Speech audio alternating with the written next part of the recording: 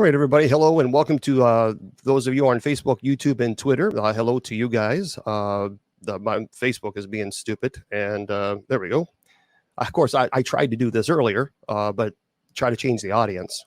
It wouldn't let me do it, so I have to do it here on air because it was being dumb. Facebook is being very difficult. Hang tight with me, everybody. We're getting ready to go on all of our formats.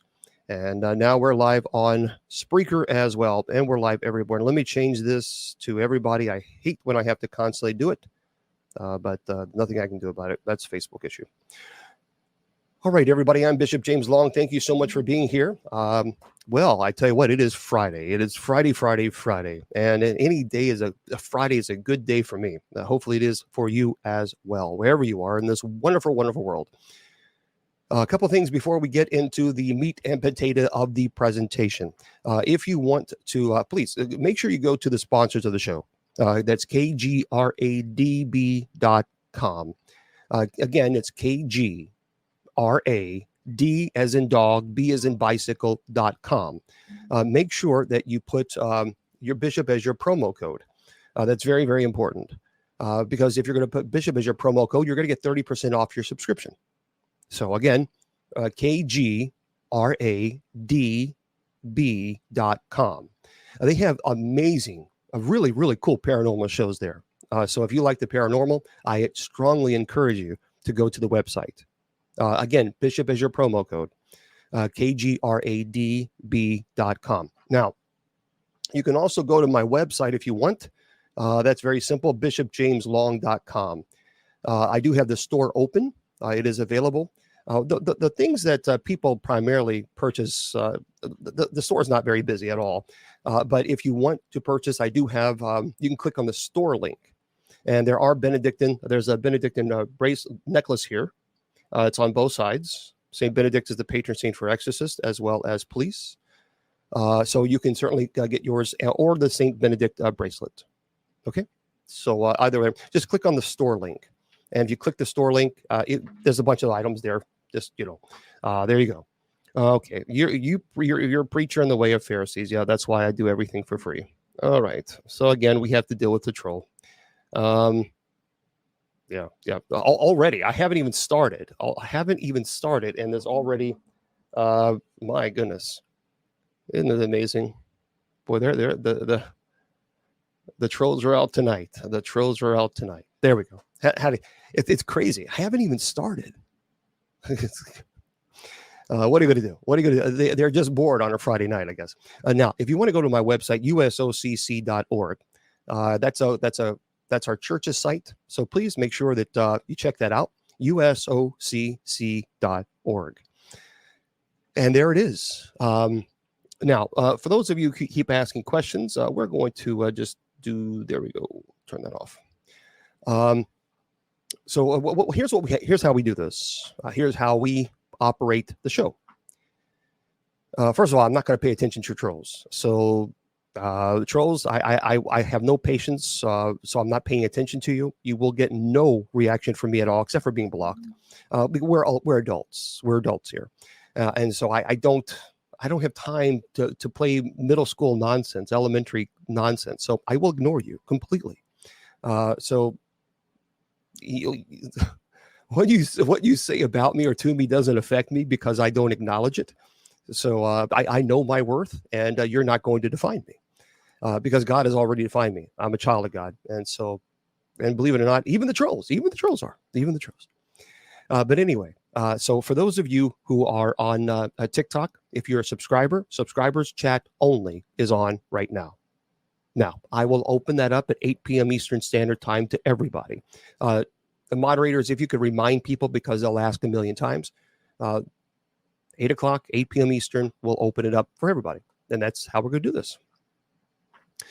All right. Today is a very cool topic. We haven't been here for a couple of weeks.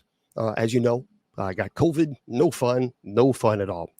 Actually, probably got COVID around November the 8th. So I've been sick since. It has been finally, I've just been able to, just this past Sunday, do Bible study. I mean, really, I'm telling you, it is a monster. It is a monster.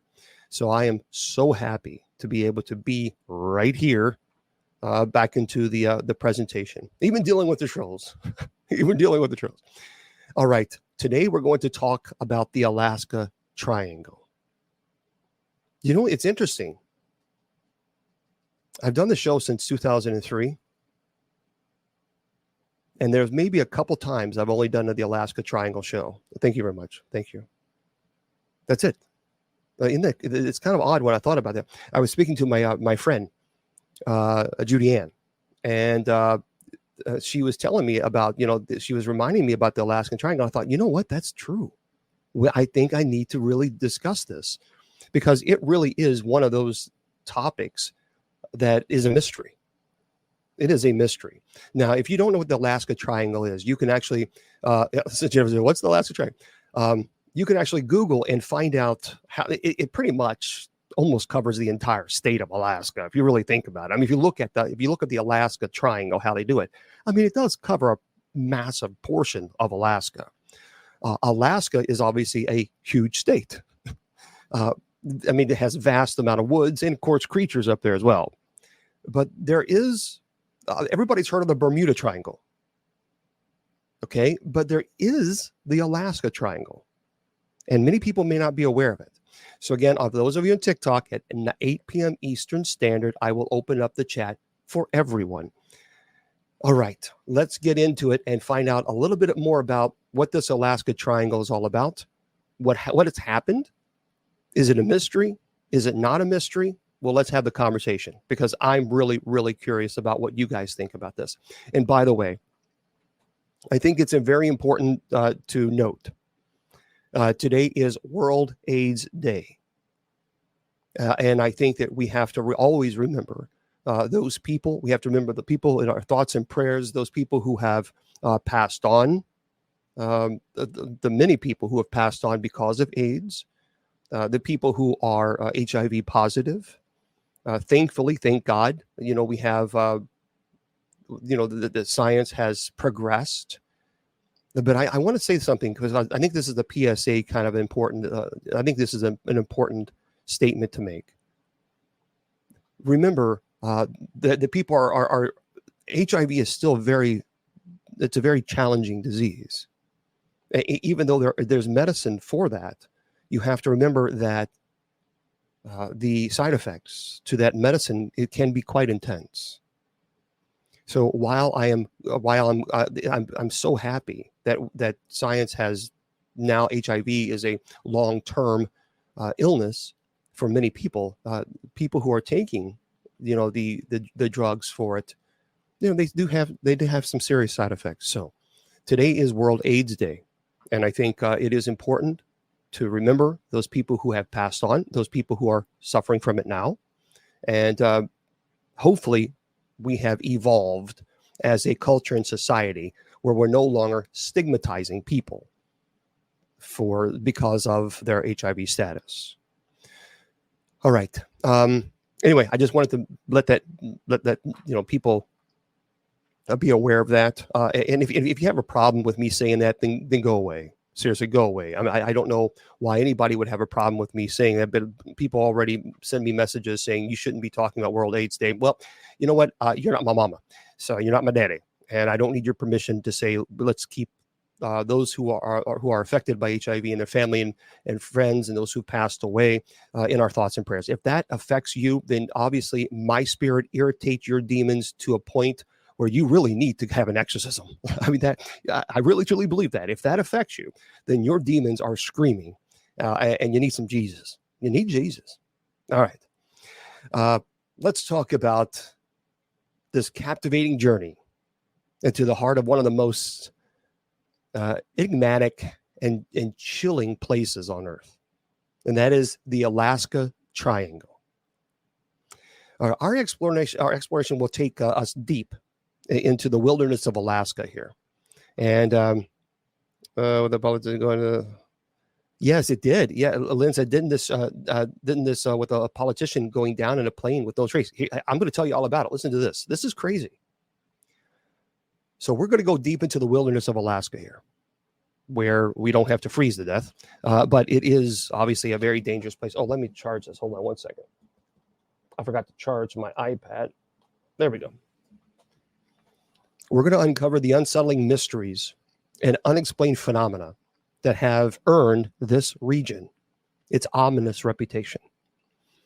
From unexplained disappearances to encounters with the paranormal, we're going to delve into the dark and enigmatic world of the Alaskan Triangle, seeking to unravel the secrets that lie hidden within its vast and remote expanse. So fasten your seatbelts, prepare to be captivated as we will delve into the unsettling mysteries of the Alaska Triangle and its chilling connection to the paranormal. Now, for those of you who don't know, the Alaska Triangle is also known as the Devil's Graveyard by many. It's a remote, expansive area in the wilderness of Alaska, encompassing vast stretches of rugged terrain, dense forest, towering mountain ranges. Now, roughly defined by the points of Anchorage, Juneau, and Barrow. Barrow is the top of the map. But my dad actually was at Barrow, Alaska once. When I was working for Continental Airlines a long, long time ago, I was able to get him and my brother. They flew up there for pretty much $20 all the way to Barrow, Alaska. So he always wanted to go. So it points from Anchorage, Juneau, and Barrow. And this region has gained notoriety for the unusually high number of unexplained disappearances and mysterious phenomena that have occurred within its boundaries. I think Judy Ann told me, I think she said that every day, is that right? Every day, Judy Ann, every day someone goes missing in Alaska.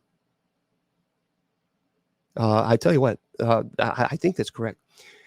So spanning hundreds of thousands of square miles, the Alaska Triangle has become synonymous with inexplicable occurrences, earning a reputation as a place of unfathomable mystery and terror.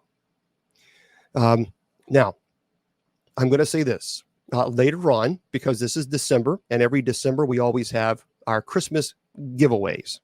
So on this week's show, we're going to give away, and I'm really excited about this. We're going to be giving away a couple of these. These are calendars. Our Judy Ann, the reason that I want to show you is because we're talking about animals in Alaska. We'll take a look at these. Judy Ann is a professional photographer, and she actually had made us a calendar, 2024 calendar. And I'm telling you, these are the most, look at this. So she's in TikTok right now, and she knows what my favorite picture, all of them are my favorite pictures, but take a look at that. Would you look at this? And of course, she has all the dates on here as well of holidays like Ash Wednesday and some other events on the church calendar year. So, but really, truly, this is one of the most beautiful, I think, calendars I've ever seen. And I truly mean that. I love animals. I look at the Clydesdale. So anyway, she took all these pictures. And we're going to be giving a couple of these away tonight. So you just hang tight. It'll be later on. We'll be, and Mr. Don't worry, Mr. Producer. I will send you a copy of that. Hold on. It'll be later on. It'll be after the presentation, around the 8 o'clock hour. Next week, next Friday, I'm going to be giving away these little stockings. Now, I only have one pair of those, folks. So I'm going to be giving away those. And but that'll be next week. Okay. Native Alaskan folklore is replete with tales of malevolent spirits and supernatural entities that are said to roam the land within the triangle, adding to the region's aura and otherworldly intrigue. Now, the Alaska Triangle's history is actually, let me fix this. Sorry, I get very distracted when things are not even. It's marked by disturbing legacies of vanished hikers, missing aircraft, even entire villages that have seemingly been swallowed up by the wilderness without a trace. No kidding, guys. These puzzling disappearances, coupled with reports of eerie lights in the sky, encounters with cryptids, and unexplained phenomena, have cemented the region's status as a hotbed for paranormal activity and unexplained events. There's been, oh gosh, supernovas. Do we know how long there's been strangeness in Alaska? Quite a long time, because we see the natives, the Alaskans, that they have said many times that they have seen either Bigfoot or heard Bigfoot or UFOs. This has been going on for centuries. Now, as we delve deeper into our exploration of the Alaska Triangle, we will seek to unravel the enigma that surrounds this remote, foreboding wilderness, shedding light on the chilling phenomena and unexplained occurrences that have perpetuated its reputation. So let's talk about the historical and cultural significance of this. And thank you for the gifts on TikTok. I apologize if I'm not said thank you, because I have two different computers running at the same time. The historical and cultural significance of Alaska Triangle is deeply intertwined with a rich tapestry of Native American folklore and tradition. For generations, indigenous people have inhabited the lands within the triangle, and their oral traditions are replete with stories of supernatural forces, of malevolent spirits, unexplained phenomena that are said to haunt the region. Within the Native American Alaskan folklore, the Alaskan Triangle is often portrayed as a realm inhabited by powerful and even some evil spirits whose presence looms large over the wilderness. These are some of the stories of shape-shifting entities. They have seen and reported ghostly apparitions. Inexplicable disappearances have been passed down through generations, serving as a cautionary tales that speak to the dangers and mysteries that pervade this region. And by the way, in addition to the oral traditions of the indigenous communities, the Alaska Triangle has also captured the imagination of the wider public, finding its place in popular culture and even media. The region's reputation as a hotbed for unexplained phenomena have been perpetuated through books. There have been documentaries on it, films, television shows, further cementing its status as a place of at least intrigue and mystery.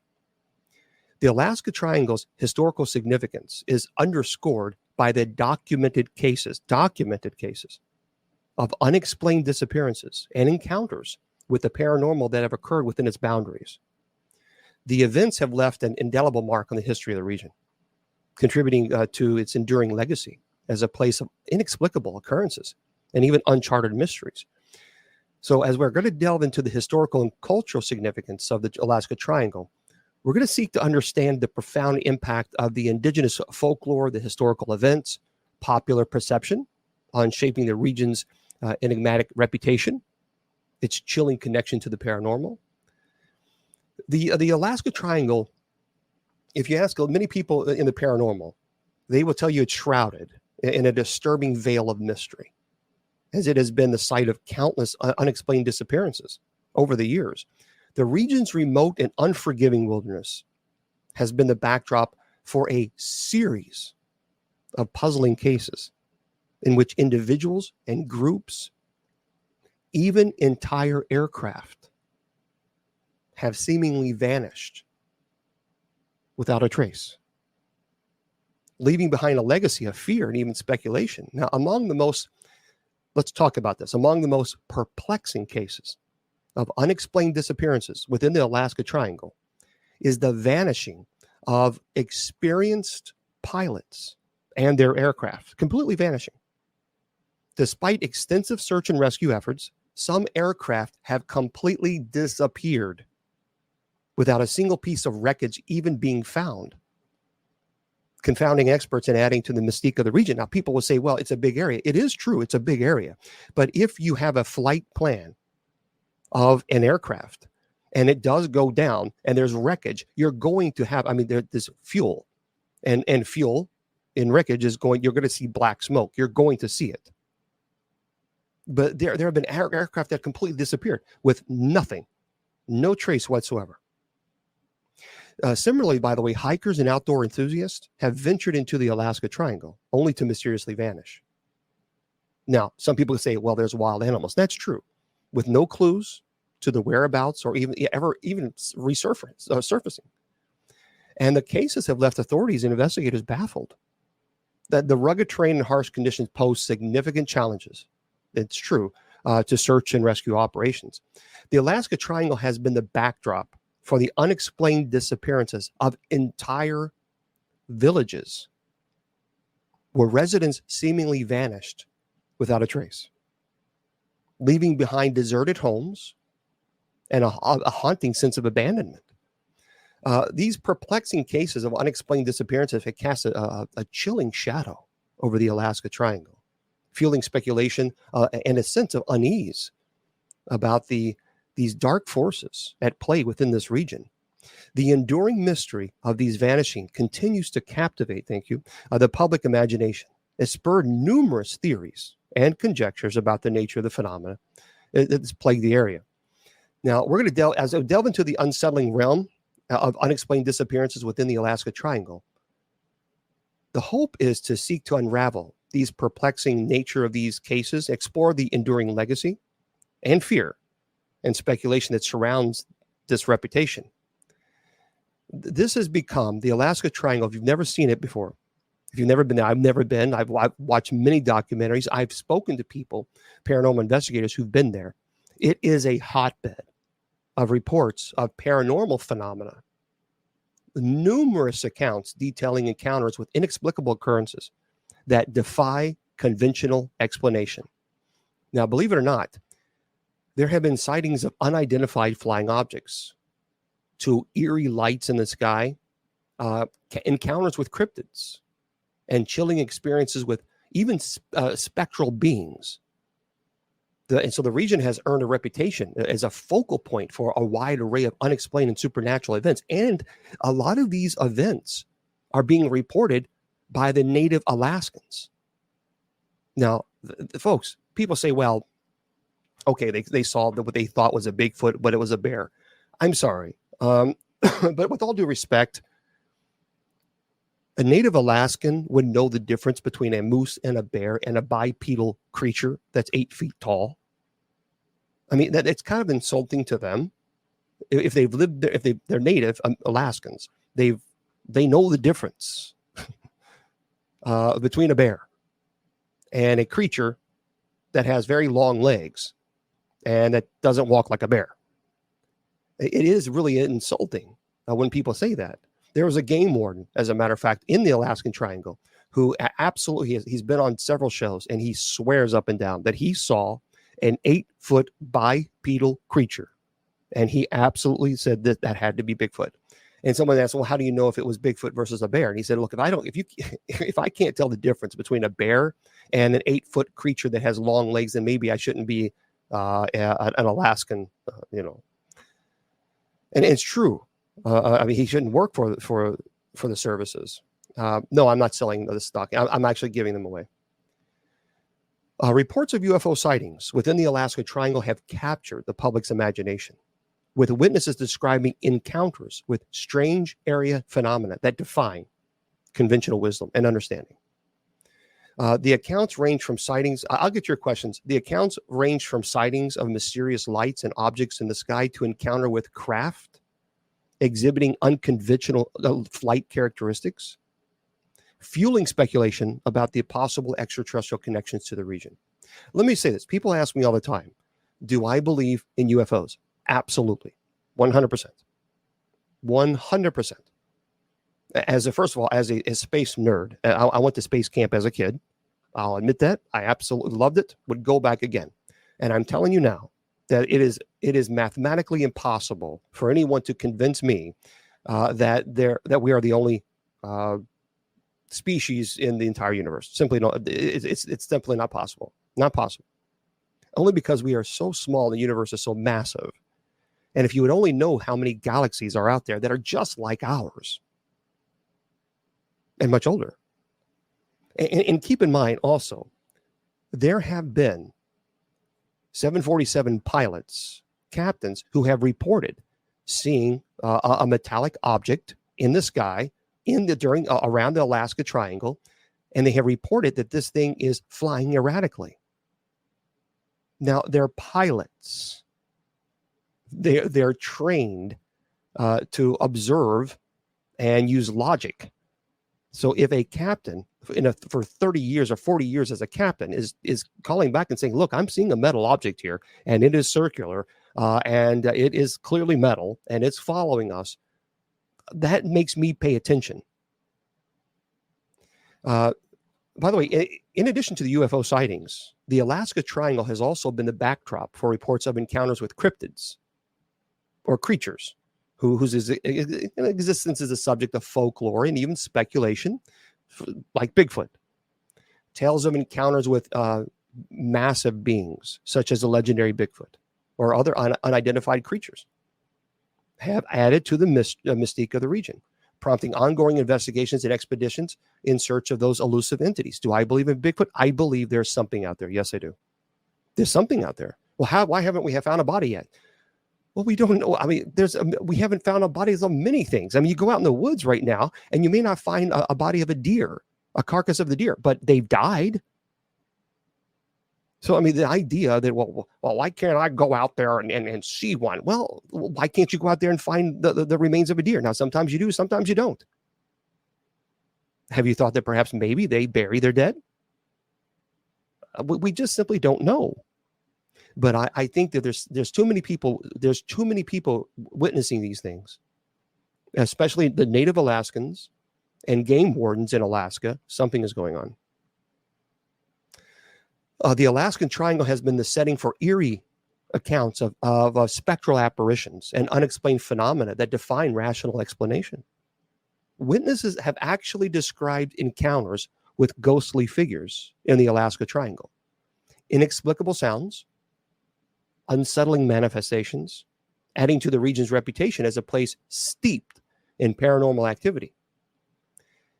I want to unravel the chilling accounts and unexplained occurrences that have permeated the region, exploring the enduring fascination and speculation surrounding its ties to the supernatural. There's a lot of theories out there, so let's be fair in our explanation. The unexplained phenomena within the Alaskan Triangle have sparked a wide range of theories and explanations. Researchers and investigators endeavor to unravel the mysteries that pervade the region. Now, there are several hypotheses so have been proposed in an attempt to shed light on the unusual occurrences that have captured the public's imagination. So, here's what some people are saying. The geological and environmental factors. Thank you very much. Some experts have stated that the Alaska Triangle's rugged and isolated terrain, coupled with its extreme weather patterns, could contribute to the high number of disappearance and unusual phenomena. Okay, I would agree with that. That makes sense to me. It is a vast amount of space. There are wild animals there, and I can understand, especially with the weather being so extreme. I think it's fair to say, yep, the weather could contribute to the high number of disappearances. Harsh environmental conditions such as sudden storms, in harsh winters, and even treacherous terrain may pose significant risk to travelers and contribute to the region's aura of mystery. So let's be fair with this. I think that's right. But does it explain everything? No, I absolutely do not think so. There are some people that will argue about magnetic anomalies. Okay, so let's talk about this magnetic anomalies and what in the world that means. The Alaska Triangle is known for its unusual magnetic activity, leading some people to speculate that magnetic anomalies or disturbances in the Earth's magnetic field could be responsible for the unexplained phenomena reported within the region. Okay, those disturbances might potentially affect navigational equipment, lead to disorientation among pilots and hikers and other travelers. That makes sense. And ley lines, that's true. And Diane says ley lines, and absolutely. I agree that these magnetic anomalies can cause issues.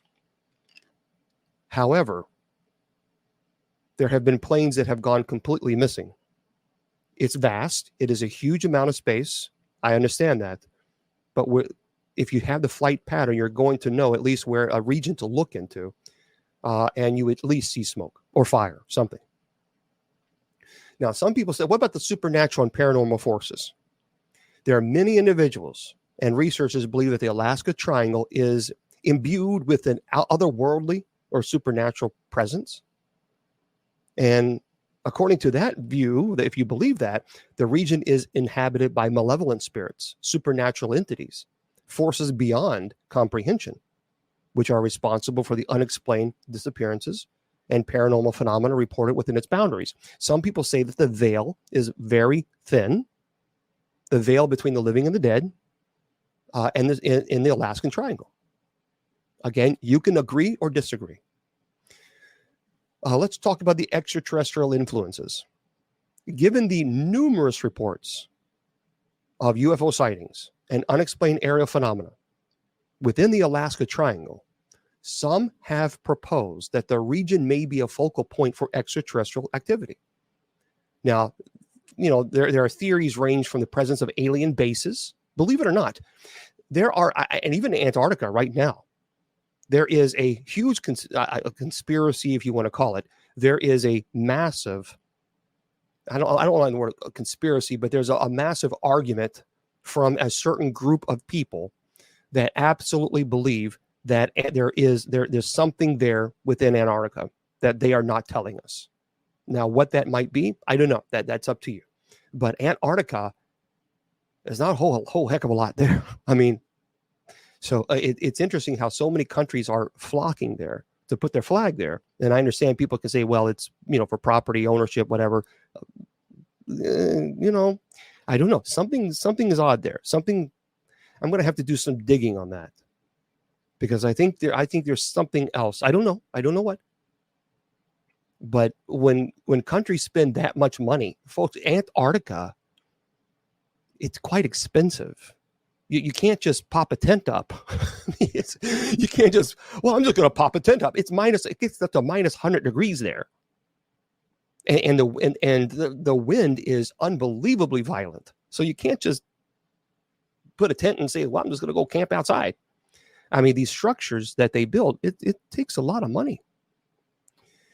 Now, some have proposed that the Alaska Triangle that the region may be a focal point for the extraterrestrial activity. Now, theories range from the presence of alien bases, as I mentioned, to the idea that the area actually may serve as a gateway or point of interest for visitors from other worlds in other dimensions. Diane just mentioned a vortex. Yeah. A lot of people believe that in Antarctica, as well as in Alaska, especially during the Triangle, or within the Triangle, there are many vortexes. Now, there are some people believe the theory is, let's talk about the vortex or interdimensional portals. So let's explain that. A more speculative theory suggests that the Alaska Triangle may harbor vortexes or interdimensional portals through which individuals and objects could inexplicably vanish or encounter otherworldly phenomena.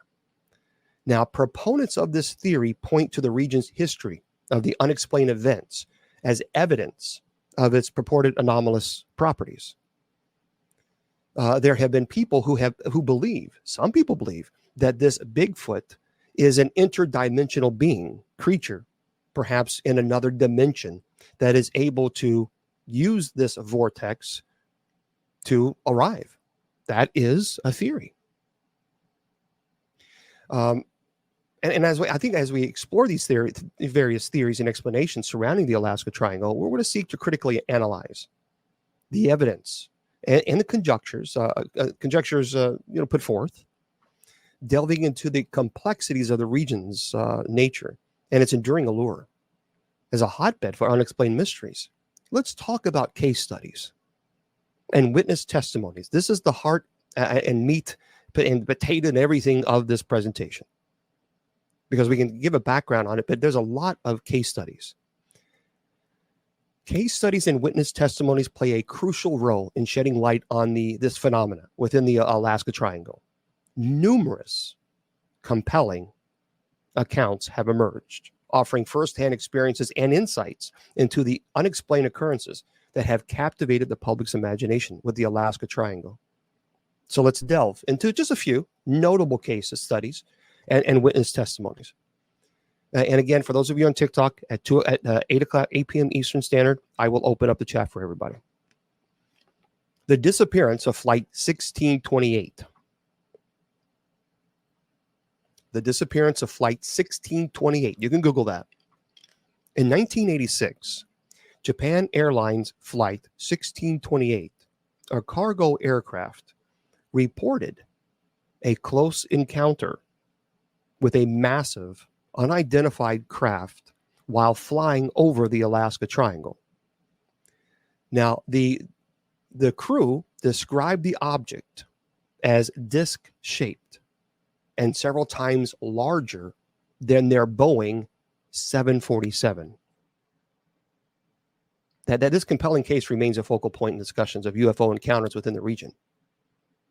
So, Flight 1628, it disappeared off radar, and they finally came back, and they were reporting that this disc-shaped object, several times larger than a Boeing 747 in 1986.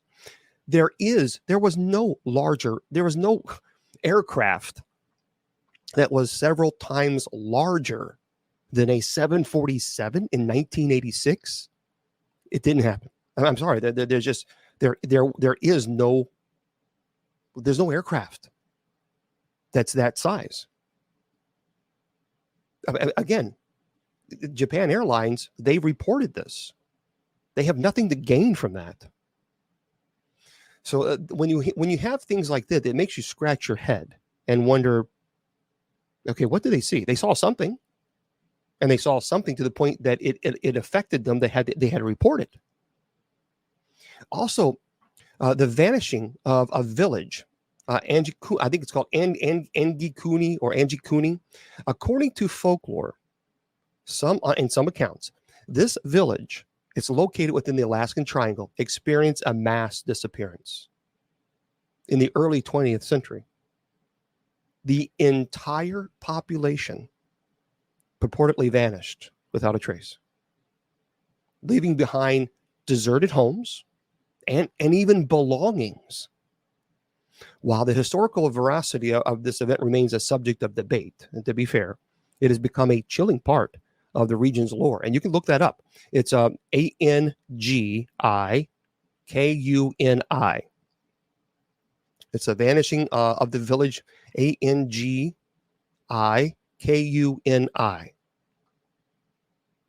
And again, people say, well, they just left. Okay, they wouldn't leave their belongings.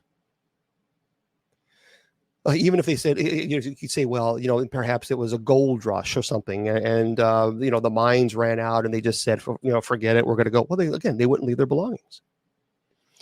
There have been eerie encounters in the wilderness, many cases, numerous hikers, hunters, native Alaskans, outdoor enthusiasts have reported unsettling encounters within the Alaska Triangle. Now, these accounts include sightings of mysterious lights, unexplained sounds, eerie apparitions, contributing to the region's reputation as a place steeped in inexplicable phenomena. And as I mentioned, I talked briefly about cryptid sightings. Witnesses, native Alaskans, and even game wardens have given testimony of encounters with cryptids such as Bigfoot and other identified creatures, have added to the mystique of the Alaska Triangle. These accounts, often shared by individuals who claim to have witnessed these elusive beings, have prompted ongoing investigations and expeditions in search of these entities. And again, people say, well, why haven't we found one? I don't know the answer to that, but I don't know. But I can tell you there have been a lot of recorded sounds that people have captured in the woods. There have been filmed, the Patterson film.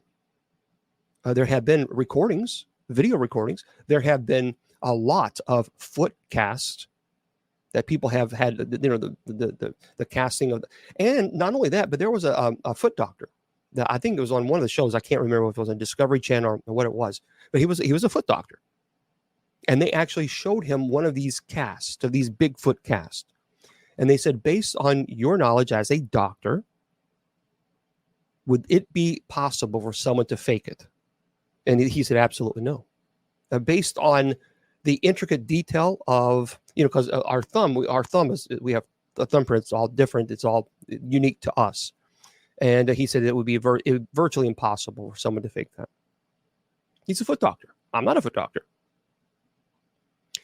There have been a lot of haunting experiences in the Alaska Triangle. Some witnesses have shared chilling accounts of inexplicable occurrences, including encounters with ghostly apparitions, unexplained phenomena, or the otherworldly manifestations. These experiences have contributed to the region's reputation as a focal point for paranormal activity. And it is. The search for answers within this huge expanse of the Alaska Triangle has been an ongoing endeavor as researchers, investigators, explorers seek to unravel the mysteries that pervade this region. But here's the problem. Despite the formidable challenges posed by its rugged terrain and the elusive nature of the phenomena reported within its boundaries, dedicated efforts have been made to shed light on the unexplained occurrences. The old saying, where there's smoke, there's fire. And there's a lot of people going and investigating this location. And if it was all just nonsense, then people would just save their money and go someplace else. By the way, scientists and researchers have conducted field studies and expeditions within the Alaska Triangle. Did you know that?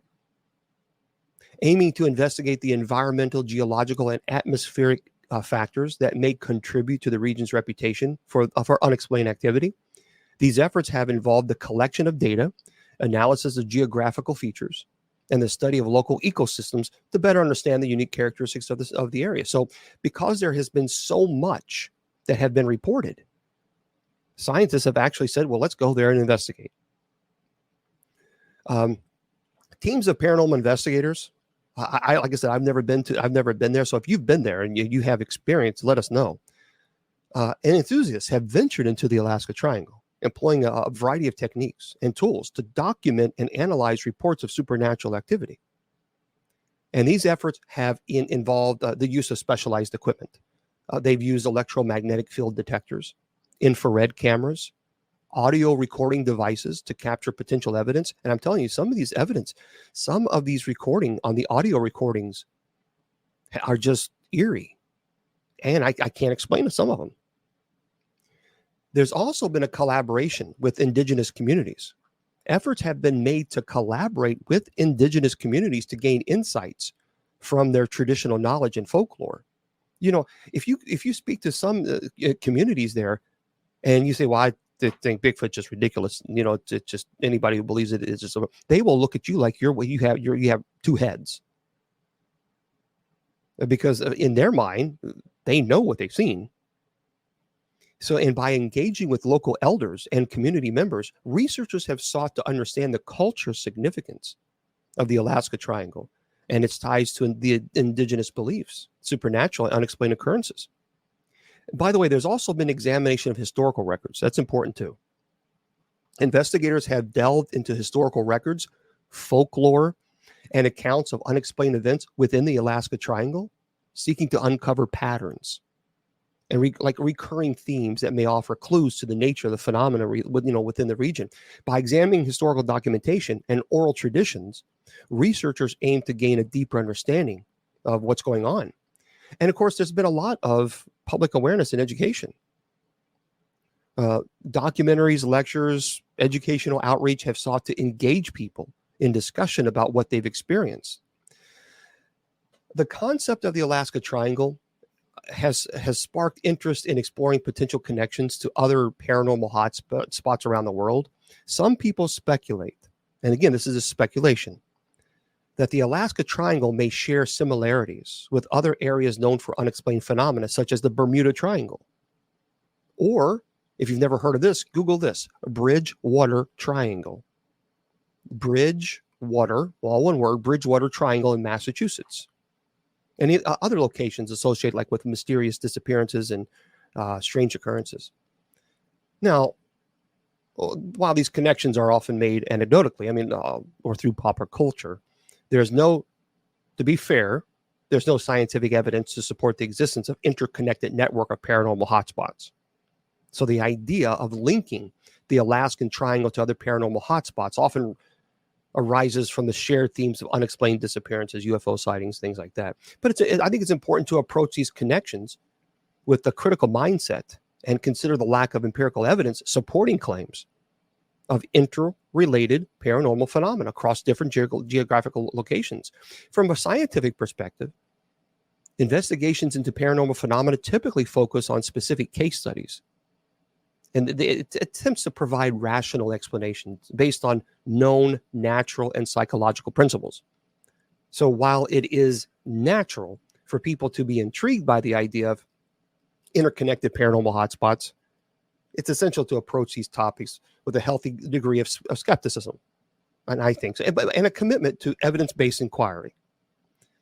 So I think there's so much there, but I want to share this real quick with you, because you may not know this. So I want to let me find it here. Hold on one second. And by the way, there is a lot of,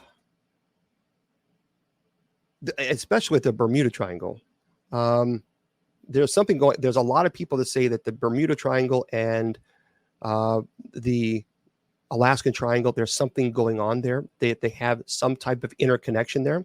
I don't know. It's kind of hard to compare that.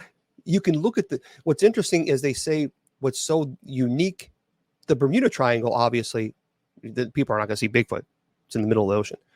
But there does seem to be some type of disturbance within the equipment of ships and airplanes. So the magnetic field, there's something going on there. I don't know what that could be, but you can figure that out on your own. But there is something there. This, by the way, from the Travel Channel, and I wanted to kind of bring this to let you guys know this one. This is Travel Channel. Experts and eyewitnesses have spent decades attempting to unlock the mystery of the Alaska Triangle. Now, again, there's people who claim that there's been alien abductions, Bigfoot, paranormal phenomena, vanishing airplanes. It's the 49th state. It's twice the size of Texas. So for those of you who don't, it hosts 17 of the United States' 20 highest peaks, over half the nation's federally designated wilderness. It has an estimated 100,000 glaciers.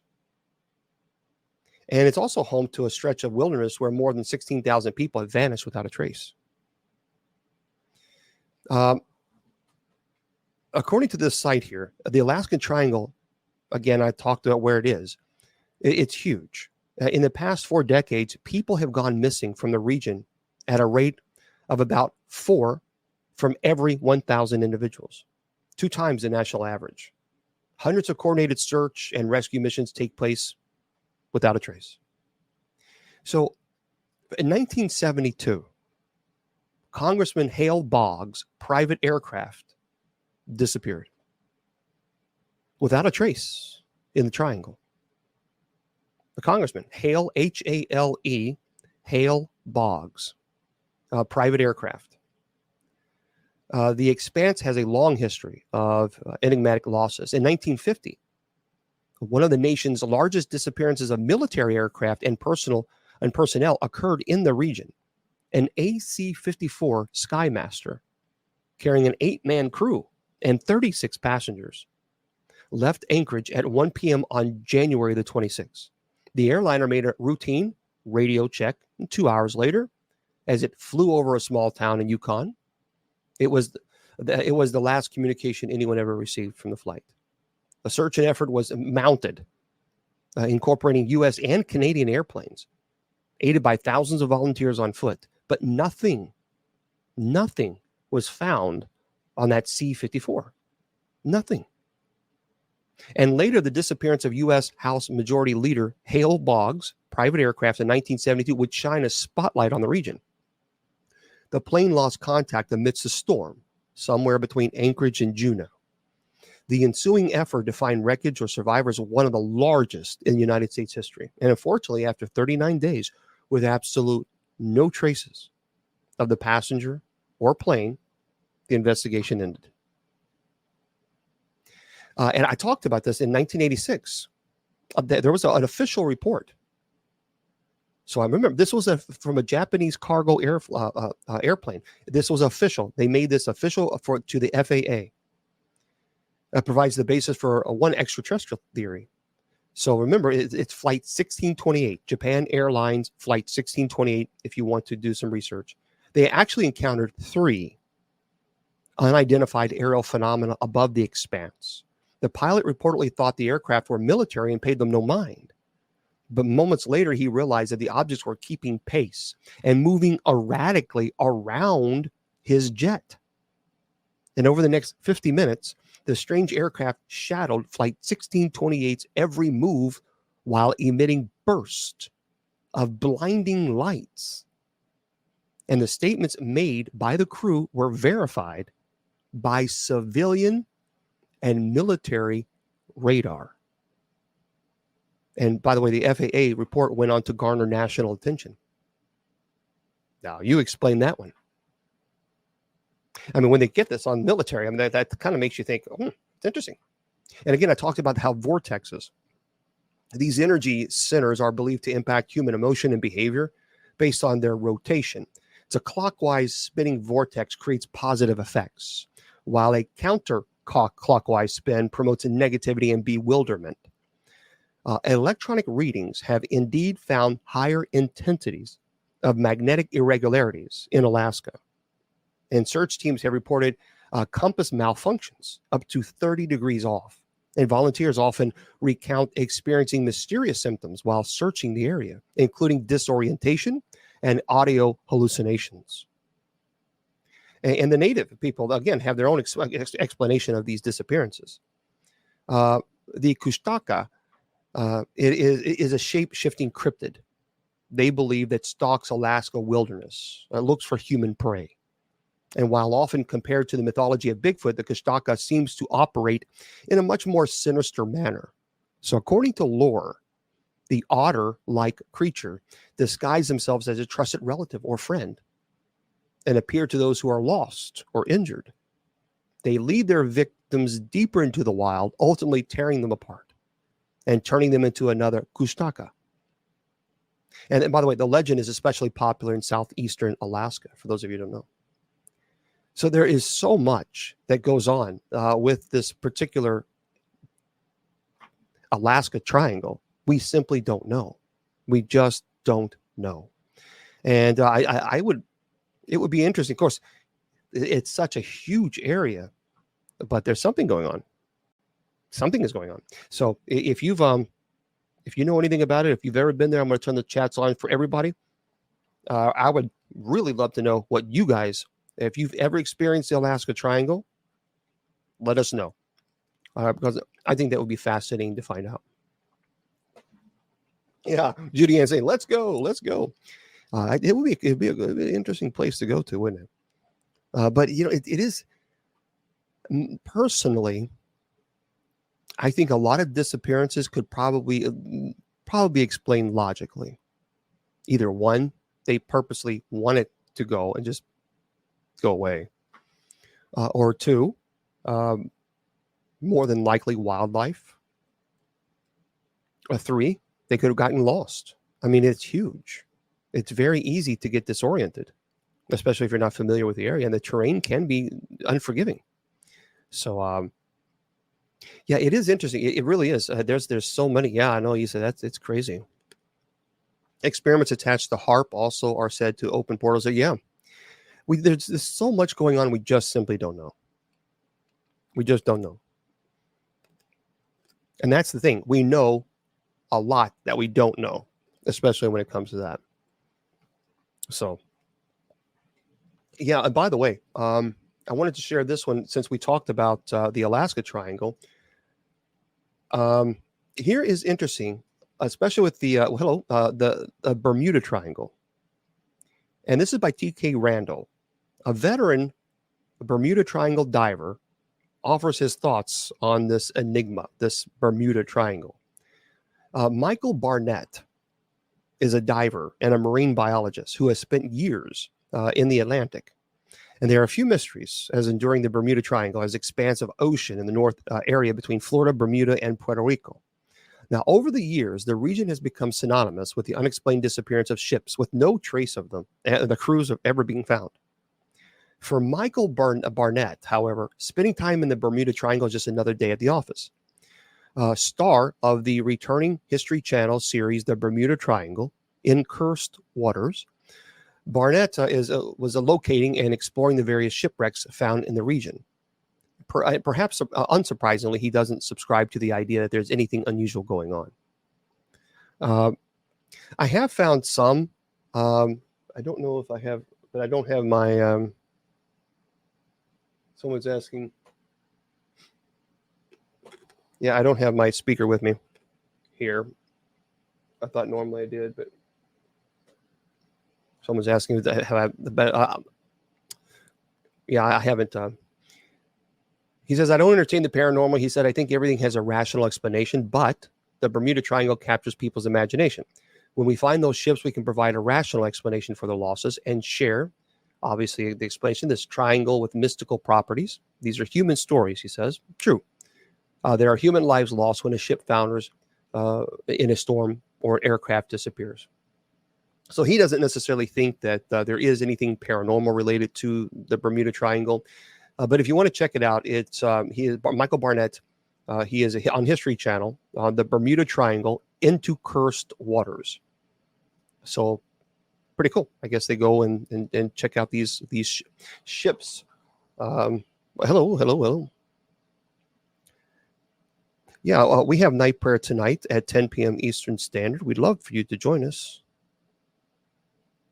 Yeah.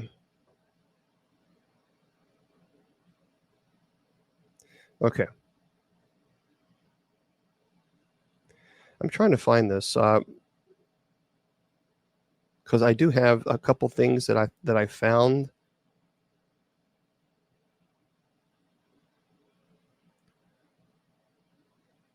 Okay, 1 second.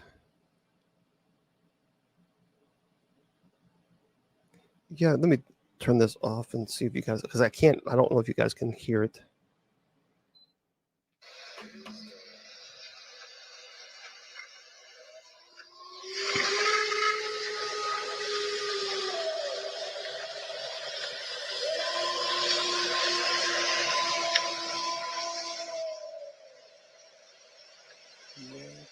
Yeah, that's.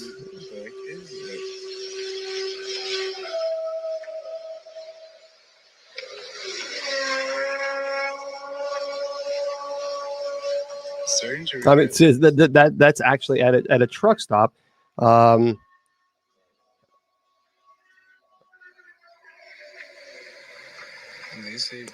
yeah.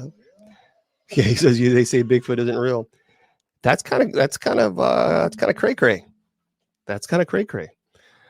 But I mean, yeah, but that's just one. I mean, there's so many. But like I said, when Japanese the airline Flight 1628 made a formal report to the FAA, that's not something to dismiss at all. So, skinwalkers is an interesting thing, isn't it? A lot of people debate skinwalkers as far as what they are. I can't say that I've ever seen a skinwalker. I, of course, seen people who are possessed, but I've never seen. But just because I haven't seen one doesn't mean that they don't exist. But I have not personally witnessed that. Okay, what are skinwalkers? Skinwalkers are believed to be a part of a Native American folklore and legend. They are said to be individuals who possess the ability to transform into animals, usually through wearing the skins of the animals they wish to become sometimes. By the way, the term primarily is associated with Navajo traditions, where it is considered taboo and even associated with even witchcraft and evil. And according to a legend, skinwalkers are known to be dangerous. They can cause harm to others. But it's important to note, that the belief in skinwalkers is part of culture folklore. So, but We have to be fair.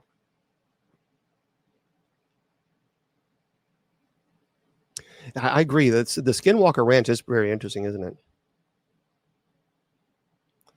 Let's see. So Hubby and I go deep forest camping on Crown and lots of. See the thing. I'm not. Here's the deal. I love camping, but I love camping in the cabin. I'm just. I'm not. I'm not only because there's a movie. Let me tell you something. I think it's called Back Country. Is it Corey or yeah Corey? Have you seen that? Have you seen that? If you've not seen that, guys, that is very, very intense movie. Yeah, it's called Back Country. And no, I'm not going to go camping in a tent. Not going to happen. Not going to happen. It was in 2014. I believe it says it here. It's on. You can watch it on Tubi. It says Hulu, Amazon Prime, Apple TV, YouTube TV. So apparently it's on several places. But you watch Back Country. If you watch that, then you'll know why I am never, ever, never, ever, never, never, never am I going camping in the woods with just a tent. Unless I have an AK-47. I'm just saying. I'm just saying. Sorry. You can say what you can think, whatever you want. But when they open that fence or that door to that tent, and a big old black bear was saying, "Oh, it's supper time." Yeah, no. It's a film. Yeah, I'm not. I don't think so. No, I won't. But it's our last camp. A pack of wolves went through our camp because they were curious. Oh, sure, just come on in, wolves. Yeah. By the way, for those of you who don't know, chicken, I am chicken. The movie Back Country, folks, for those of you who think I'm a chicken, is actually it's partially based on a true story. So while all you naysayers out there, it's inspired actually by real life events of a couple who were attacked by a bear during a camping trip in the wilderness of Ontario, Canada. So obviously it takes creative liberties and fictional elements are added for dramatic effect. But it is based on real life events that a big old bear attacked these people in the wilderness of Ontario, Canada. So nope. I should go skiing. Yeah, and that's when I definitely will have to get a new hip. A pepper spray. No. No, I love animals from a distance, especially those big animals. No. Yeah, I'm not going to do it. Nope. By the way, for those of you who like UFOs, if you're big into the UFOs and aliens and things of this nature, well, I want to read this to you. This is by Josh Boswell. Josh Boswell. Listen to this. CIA's secret office has conducted UFO retrieval missions on at least 9 crash sites around the world, a whistleblower has revealed. Well, listen up, everybody. Listen. This is big news. This is by Josh Boswell. Again, a CIA's secret office has, I hope CIA and the men in black don't come knocking on my door. But anyway, this secret office has conducted UFO retrieval missions on at least 9 crash sites around the world. So the office, by the way, you can look at this, let's Google this. The Office of Global Access. Isn't that interesting? It's a wing of the CIA, has played a central role in collecting alien spacecraft since 2003. A source is saying the Office of Global Access. At least 9 non-human craft have been recovered by the United States government, some wrecked from a crash, and 2 completely intact. A secretive CIA office has been coordinating a retrieval of crashed UFOs around the world for decades, multiple sources have said. One source said that at least 9 apparent non-human craft, quote, have been recovered by the United States government, some wrecked from a crash, and 2 completely intact. 3 sources briefed on alleged top secret operations said that the Office of Global Access, a wing of the Central Intelligence Agency Science and Technology Directorate, has played a central role since 2003 in orchestrating the collection of what could be alien spacecraft. The 3 sources who spoke on condition of, obviously anonymity, to avoid reprisals, have all been briefed by individuals involved in those alleged UFO retrieval missions. Though the shocking claims sound like they come from a science fiction novel, they are a part of a growing body of evidence suggesting that the United States government could indeed be hiding advanced vehicles that were not made by humans. Well, isn't that interesting? By the way, former top intelligence officer David Grusch, Grusch. You can Google that. David Grusch, Grusch, told Congress as much in an explosive public hearing in July. The same month, Senate Majority Leader Chuck Schumer sponsored an extraordinary bill to allow disclosure of recovered technologies of unknown origin and biological evidence of non-human intelligence, which is now passed in the Senate. What are they not telling us? I mean, they're passing these laws. They obviously know something. These sources have shed light on how the CIA has allegedly coordinated the secret recovery and storage of these alleged crashed and landed UFOs. Quote, there's at least 9 vehicles. They were different circumstances for different ones. One source briefed by UFO program insiders told this site it has to do with the physical condition they're in. If it crashes, there's a lot of damage done. Others, 2 of them, are completely intact. The source said the CIA has a system in place that can discern UFOs while they're still cloaked. Cloaked. Oh, that means invisible. And that if the non-human craft land, crash, or are brought down to Earth, special military units are sent to try to salvage the wreckage. Another source with knowledge of the OGA's role said that they specialize in allowing the United States military to secretly access areas around the world where they would usually be denied. For example, behind enemy lines. They're basically a facilitator for people to get in and out of countries. The source said they are very clever at being able to get anywhere in the world they want to. This is pretty interesting. Documents, by the way, published by the National Archive and Records Administration, otherwise known as NARA, in December 2016, showed that the OGA was one of 56 offices in the CIA, with its chief and deputy making up 2 of total 286 director-level officials in the spy agency. So it does exist.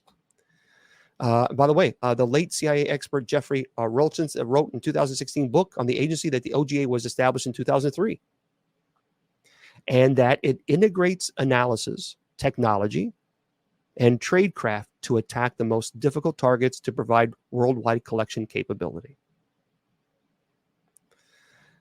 I don't know. I am absolutely, there's something, when you have senators, regardless if they're Republican or Democrat, but when you have senators that are passing bills about this type of stuff, obviously they have information that we don't have. So there's something going on. I am a believer. I am absolutely believer that they have this and that there's something going on. So, but you can Google that if you want. If you want to do some more research on it yourself, that's fine. The Office of Global Access, otherwise known as OGA. And it's a wing of the CIA. But I'm telling you right now, if you Google that and these men in black come knocking on your door, don't you call me. Don't you call the complaint office. Call Mr. Producer. He's the complaint office. You can call him and tell the men in black to go visit Mr. Producer. Mr. Producer probably having a heart attack right now. But no. We're not doing that.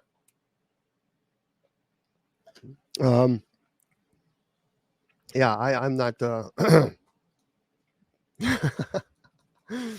I don't understand that. But I'm serious. We just simply don't know. What about Pasende?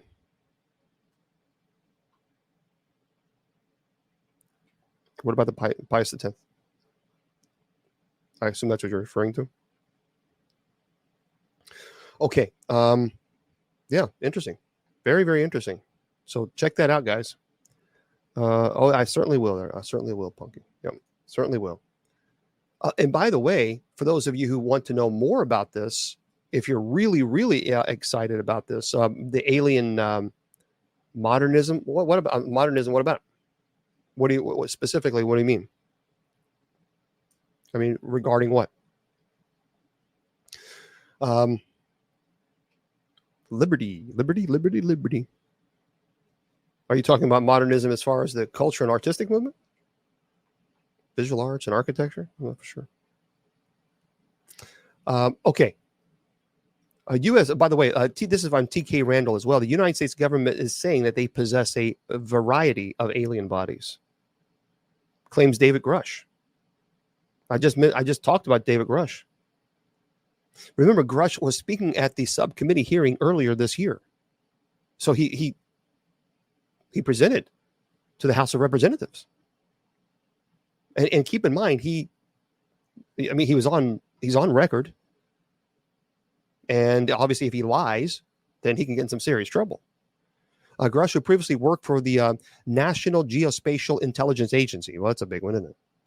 And held top leadership. Unidentified Aerial Phenomena Task Force entered the public eye earlier this year when he made some statements that the U.S. government had long been in possession of intact and partially intact vehicles of non-human origin.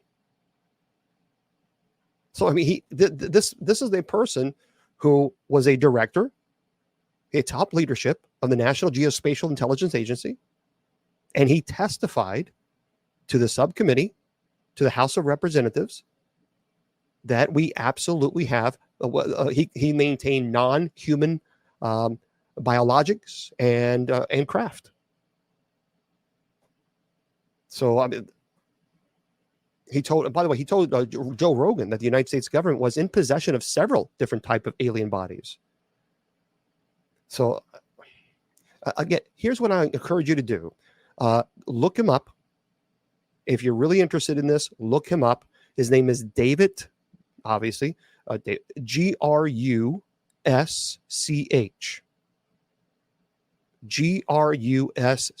Grusch. And he testified, and he was under oath. So there's something there, something absolutely there.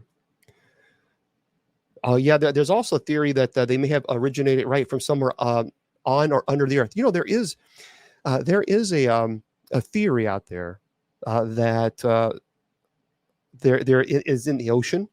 I have heard that theory, and that was primarily because there were some fighter jets, pilots that had captured several of these, I don't know, whatever you want to call it, things that were flying very, very fast, and even going in the water. And so it's kind of interesting. It's kind of, I don't know. I think when you think about this, especially when the fighter jet's having difficulties keeping up with this thing, and people say, well, it was a balloon. I'm sorry. If a fighter jet can't keep up with a balloon, folks, we're in trouble. I mean, we're in trouble. I'm just saying, you know. Kundalini, it's a yoga, I believe. It's a spiritual energy, Corey. I believe that's what you're referring to. Yeah, Kundalini. I believe it's a term that's in yoga. It's an energy. It's a belief that there's a spiritual energy that some people say that lies dormant at the base of your spine. There are theories out there that it's represented as like a coiled serpent or goddess, if you will. And this particular Kundalini yoga, the belief is that it awakens the energy. It channels it upwards through like 7 chakras or energy centers, the body. So I'm not saying I agree with it. I'm just simply saying, you know, that's what the belief is. It's belief that when this energy is awakened through this Kundalini yoga, it can bring about profound spiritual transformation and enlightenment. So I think we have to, me personally, I don't have no problem people doing yoga, but I don't subscribe to that theory. I do yoga for muscle strength, also to help my back because I have herniated disc and stenosis. So yoga has helped me dramatically with strength, with strengthening, especially with posture. So I would encourage people to do it for that perspective. But see, there's a lot of people say that yoga is evil and it's demonic, but what they're referring to is that the Kundalini yoga, when they're talking about the chakras and they're talking about this coiled serpent or goddess that opens the third eye, and that's what they're talking about. I think when you do strength training and muscle coordination, yoga is phenomenal. It's absolutely phenomenal. There's nothing wrong with yoga at all. But I understand the perspective that people will say, well, that particular yoga, the Kundalini, is evil. So that's what they mean. So hopefully that answers the question, because I don't see any issue with it, because it saved my ability to walk and even and stand for a long period of time. But no, I don't subscribe to that. But yeah. Well, no, I'm not really tall. I'm about 5'11", so I'm not really that tall.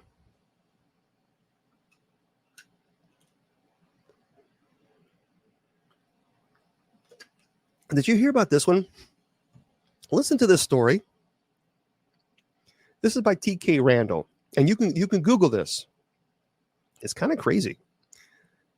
There was an alleged unicorn. I know. Some people are, oh boy. We're talking about Bigfoot and unicorn and UFOs. What else are we going to talk about? Yoga.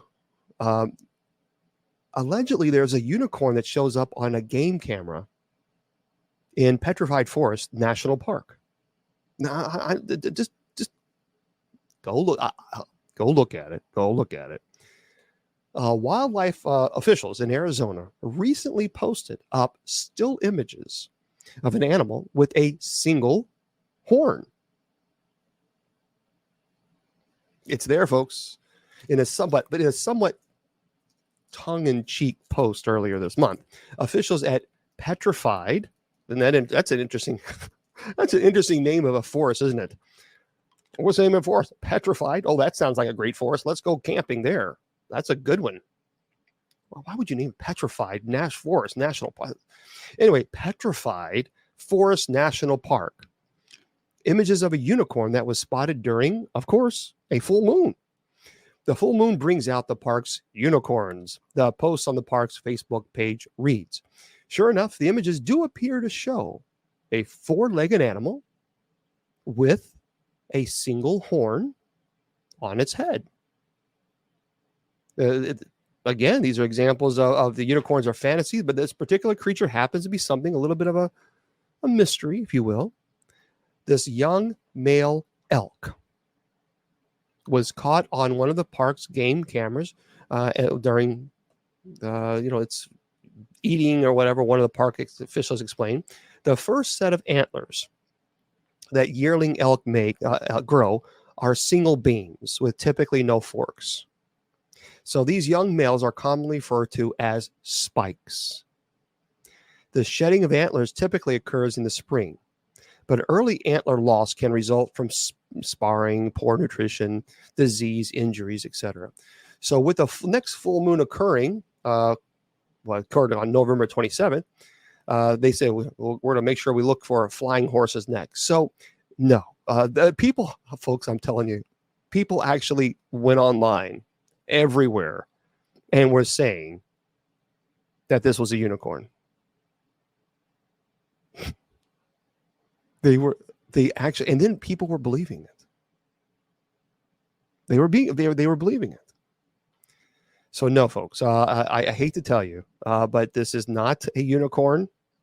This is an elk. And so now you understand these young males, they're commonly referred to as spikes. So if you see the actual picture, you can see like, yeah, there's one little horn, but if we turn sideways, yeah, you can kind of see he only has one horn. So sorry, folks, but the unicorn, no. But you can go. It's still pretty full. It's still pretty cool. Yeah, petrified national forest. Try to Ouija board. Stay away from Ouija boards. Nothing good. There is nothing good about the Ouija board at all. It is a bad situation. It's not good at all. Oh yeah, the Dover demon, sure. Yeah, no, I'm sorry. No. Yeah.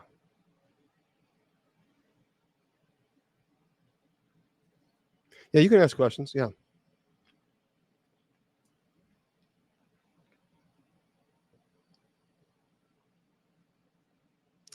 Yeah, I don't like the rods that you're referring to. I'm not a big fan of those. You have to be careful because any type of using equipment like that can open yourself up. So I'd be careful with that. Spiritual entities? What do you mean? And to you there, Chief.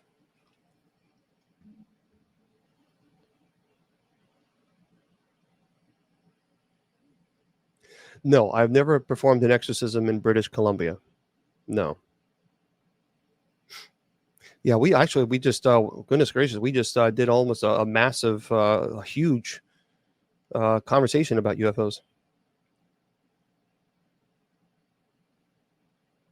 Pray for the devil, yeah. By the way, for those of you who are buying haunted dolls and things like this, or allege that they're supposed to be, just stay away from that, guys. Stay away from them. There's just nothing good. Nothing good is going to come your way by having these things. You got to stay away from that. You really do. Because yeah, I'll talk about the evil eye in just a second. This is from TK Randall. There's a haunted dolls and cryptids greet visitors at Haunted North Carolina Museum. So Stephen Barcella's Cryptozoology and Paranormal Museum in Littleton has a lot of inexplicable enigmas as part of a new series of articles exploring interesting and unique places relating to the inexplicable and intriguing museum in Littleton, North Carolina. It's founded and owned by Stephen Barcella, I think. The Cryptozoology and Paranormal Museum is home to some exhibits related to both cryptozoological and creatures and paranormal phenomena, which is fine. Visitors can expect to find everything from haunted dolls and meteorites to Bigfoot hair samples.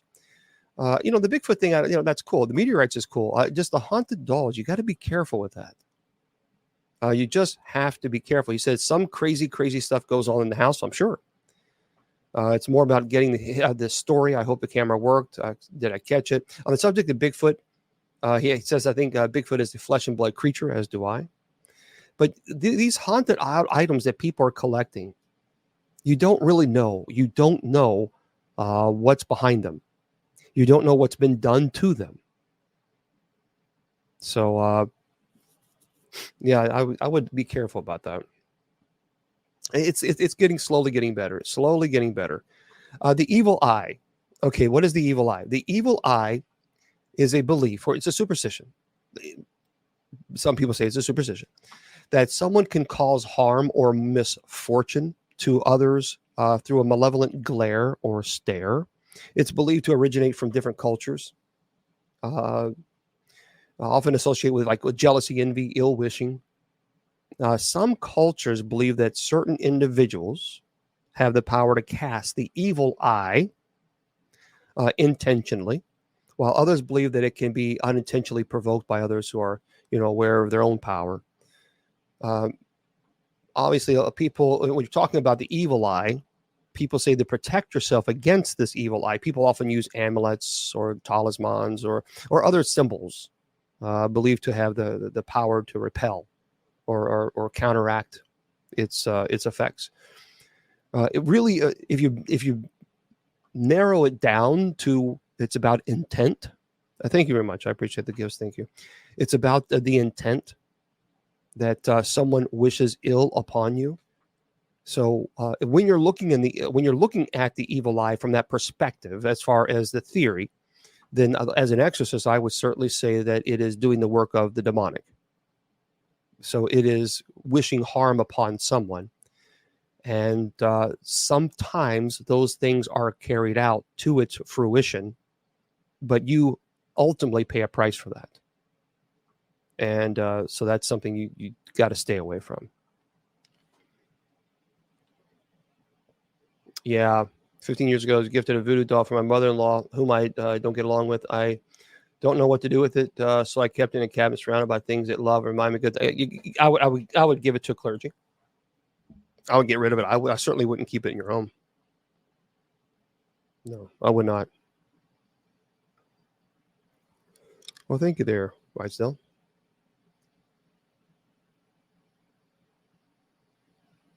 How can you protect yourself? Well, certainly by not opening yourself up. As obviously clergy, I would certainly encourage anybody to pray.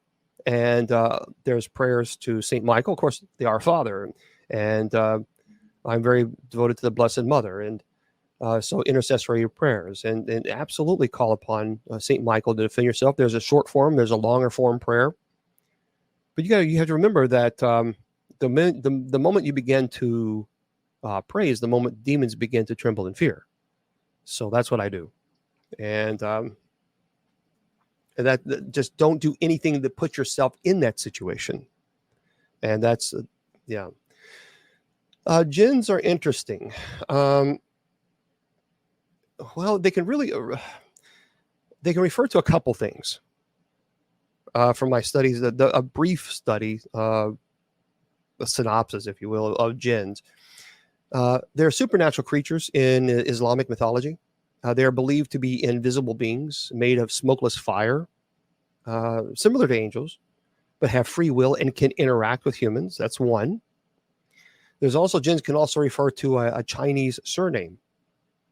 That's one of the most common surnames in China. So, in music theory, if you're they're their modes, if you will, in Arabic and Turkish. So, but I assume you're referring to the supernatural creatures.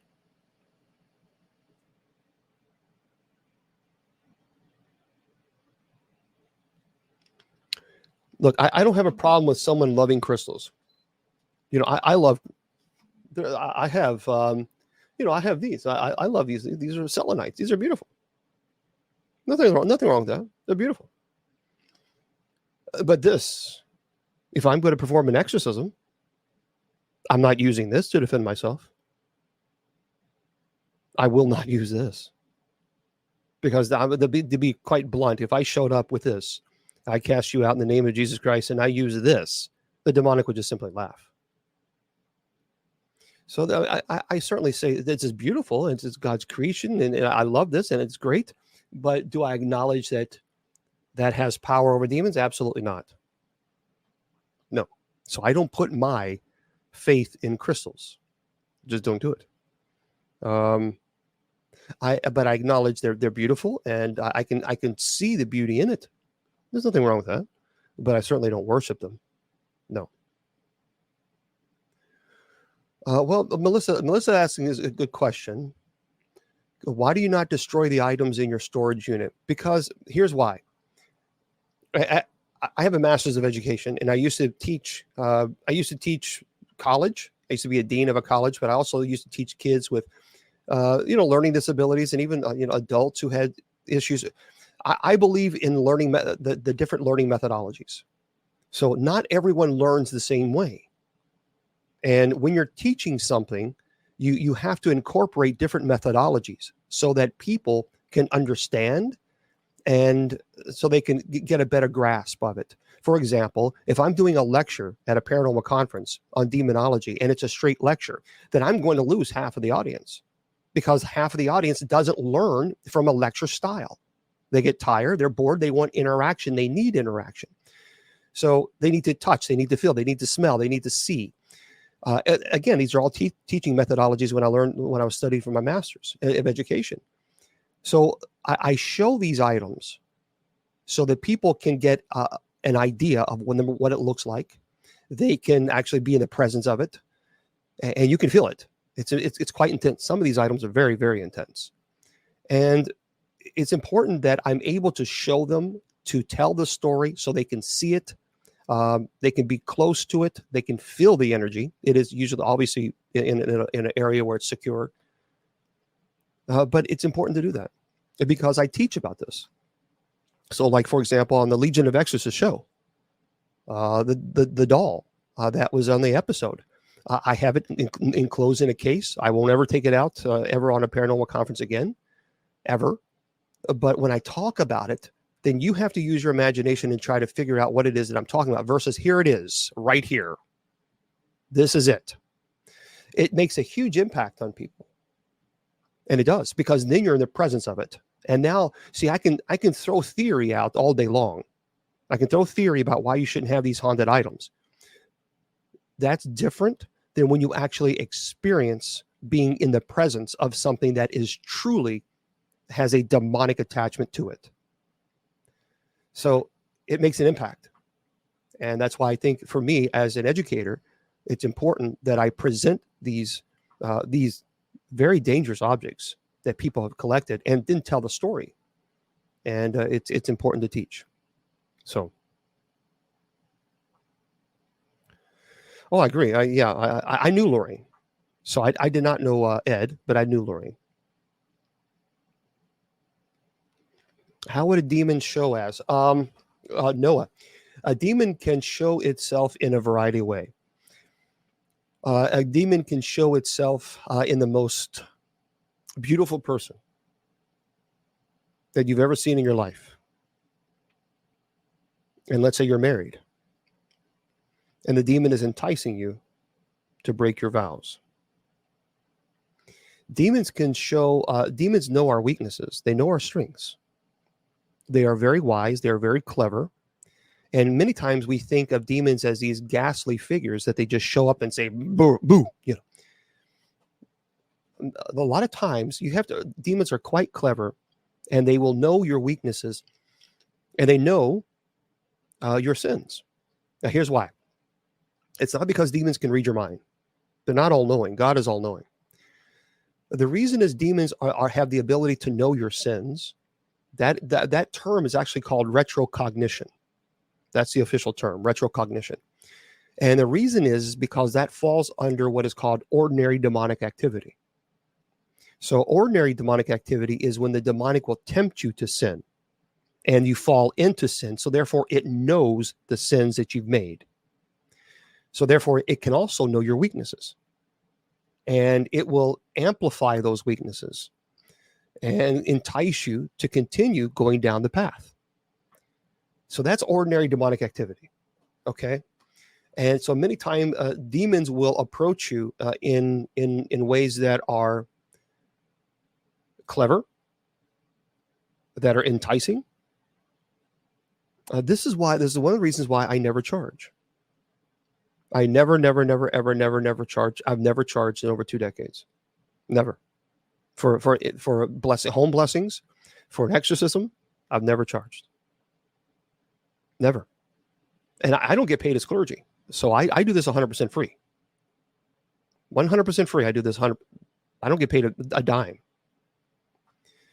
And the reason is I don't charge is because I've taken a vow of poverty.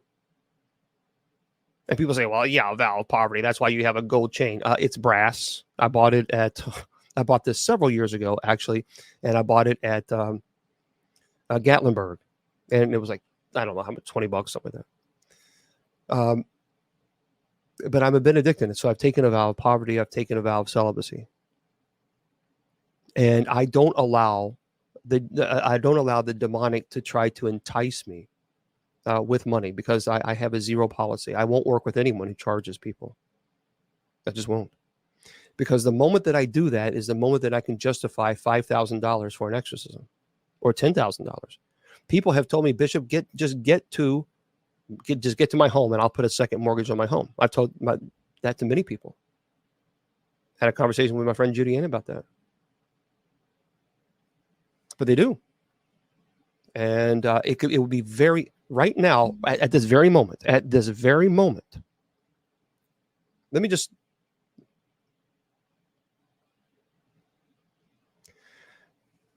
$16,616 emails. Now, I have had COVID, so obviously I've had COVID, so I haven't been able to get to many of them. But that's just in 2 weeks. Right now, if I wanted to, right now, I could go in those emails right now and I could contact people and say, okay, I can come to your home for $5,000. And I guarantee you that I could easily get 5 a week. Easy. $5,000. That's $25,000 a week. Now let that sink in for a moment. But I don't charge a penny because I don't allow that temptation to creep in. Because I'm a human like everybody else. I have bills like everybody else. My car breaks down like everybody else. I get stressed out like everybody else. I've had COVID I haven't been able to work, teach since November the 8th, actually, or November the 2nd. I get stressed out like everybody else, but I will not charge. I won't. So that's what I'm talking about how the devil comes to you, how demons come to you. They come to you in very clever ways, and they try to use your weaknesses as their game. And so you can't allow that. So, well, thank you there, Atlanta. I appreciate it. Yeah, Lorraine was really cool. I liked Lorraine. Well, thank you there, Annette. Lorraine was just a sweetheart. She was a very, very cool person. That's right. All right. There was let's see. There was something here that I wanted to talk about. I'm trying to find this. Oh, listen to this, everybody.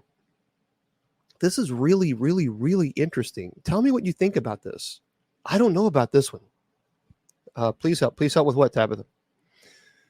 Right now, keep in mind, right now, I'm just getting over COVID. So right now, I wouldn't take on demonic cases. There's no way, because I'm just getting back on my feet. When you take on demonic cases, you have to be spiritually strong, which I am, but you also have to be physically strong. You have to be.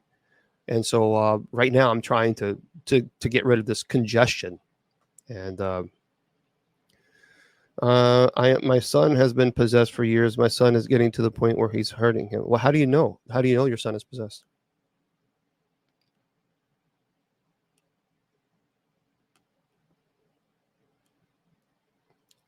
That would be, and thank you very much for the 50,000 likes. For those of you who liked that, so I appreciate that. Well, okay, then, okay, look. This is what I'm going to say. This is what I'm going to say to everybody, no matter what. If anybody comes to me and says, okay, Bishop Long, I want you to perform an exorcism on me. And they say, because I'm hearing voices or I'm seeing things, no matter what, if someone is requesting an exorcism, I require, it's not an option, I require a psychological evaluation. I won't even consider going to a home without it. Just won't. Because I'm not trained in mental health. Okay, if you already had one, we have a licensed mental health therapist.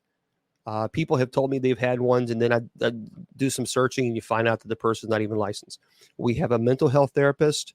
They offer it for unbelievably very, very, very, very affordable. And if you are interested, you must go through her. She's a licensed mental health therapist. I know her credentials, and she is trained in this. And that's the way it's going to be.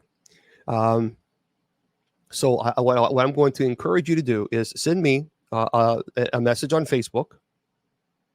You can send me a message on Facebook, and we can go from there. But that's what we have to do. There's no other option. No other option. So, okay. Oh, thank you there, Jennifer. I appreciate that. But yeah, we have to, because here's the deal. You cannot perform an exorcism on someone. Well, you can, but you have to be very careful. If they have dissociative identity disorder, which is multiple personality, you can create another identity. If they're paranoid schizophrenic, you could put them in a manic state. So it's very irresponsible for any person who claims to be an exorcist to perform an exorcism without having a psychological evaluation performed on that individual. It's very, it is irresponsible.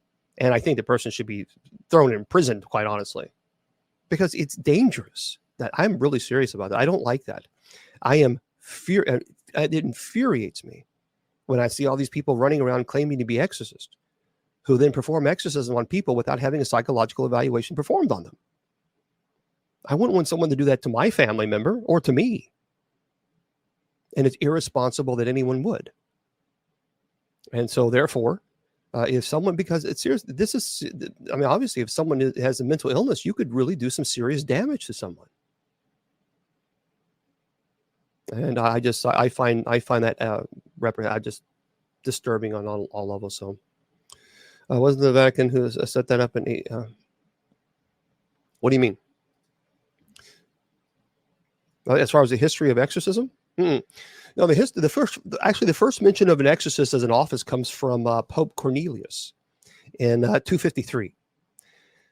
And then the medieval rites of exorcism includes the renunciation of the devil and the evil deities. Actually, the first form, the rite of exorcism was written in 1614, and then the Code of Canon Law specifies each bishop was to designate an exorcist until the revision of the code in 1983. And then the rite of exorcism was actually revised in 1999. So, but yeah. Listen to this. This is kind of interesting. I want to ask you guys your opinion on this. Listen to this. This is fascinating to me. Fascinating. And by the way, we're going to be here tomorrow at 8 p.m. Eastern Standard. Oh, Emily Rose, I actually did a presentation on Emily Rose, and I think I might do another one again. I absolutely, 1 million%, I am convinced Emily Rose was possessed. No ifs, ands, or buts about it. None. I actually have the sound recording, the actual sound recordings, not the fake stuff that you see on online. There's no ifs, ands, or buts. None. I'll do another presentations on that again. But listen to this. This is by, again, TK Randall. I don't know. Scientists are building a device that can induce lucid dreams on demand.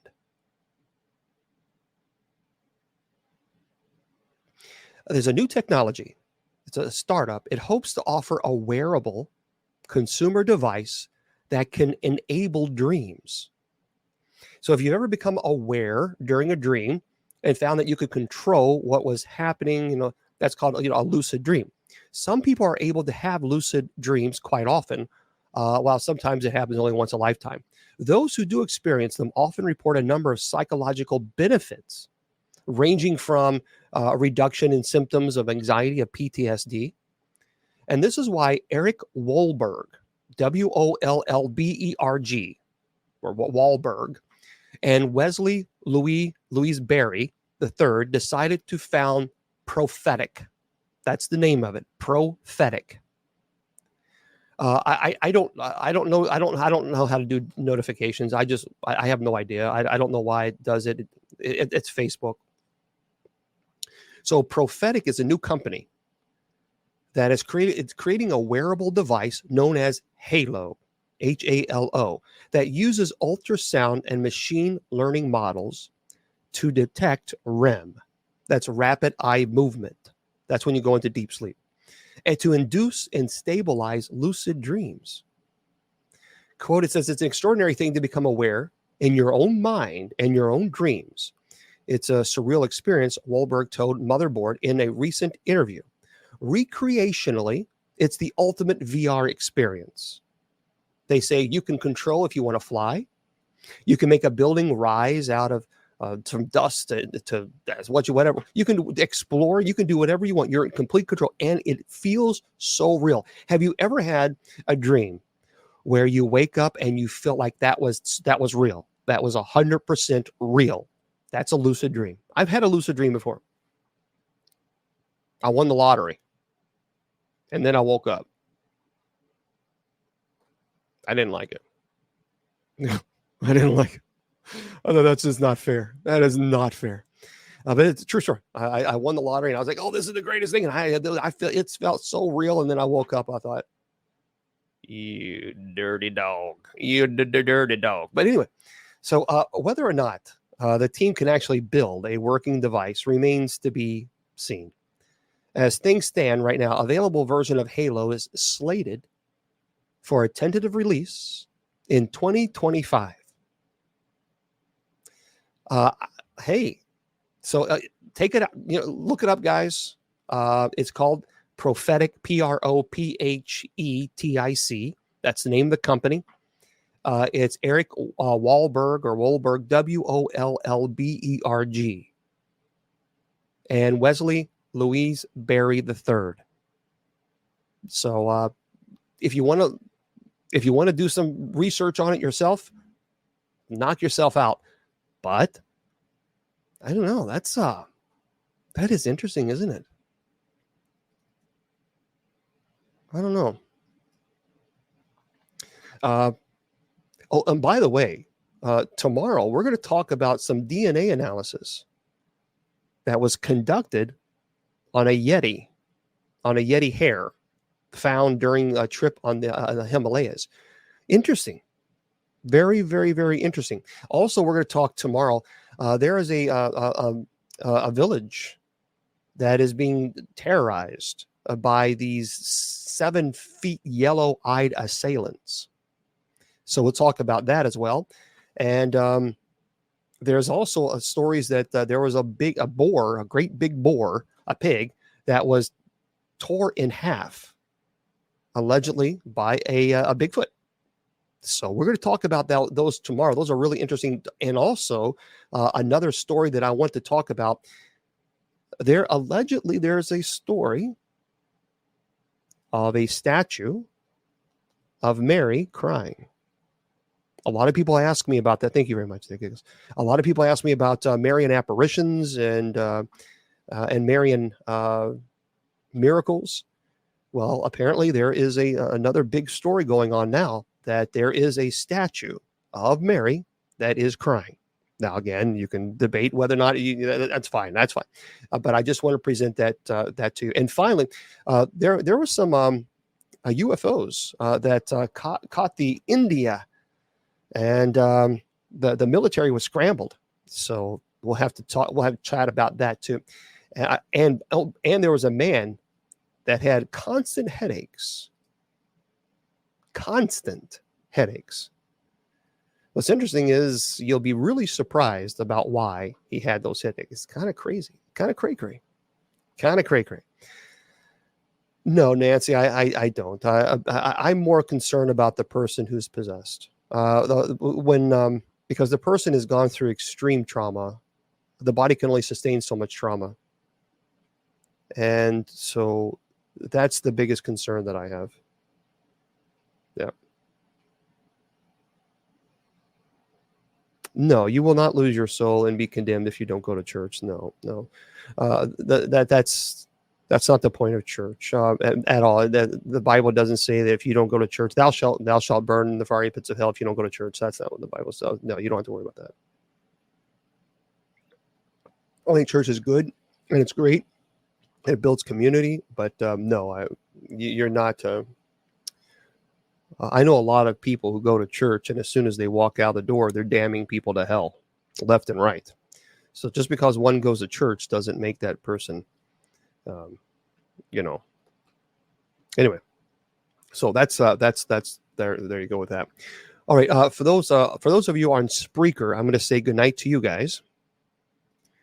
Yeah, we are. I tell you what, it was a quick show. Um, Let me close this out on Spreaker. Tonight we have our night prayer as we normally always do at 10 p.m. Eastern Standard Time, and you're more than welcome. We'd love to have you. So all you got to do is just simply go to usocc.org.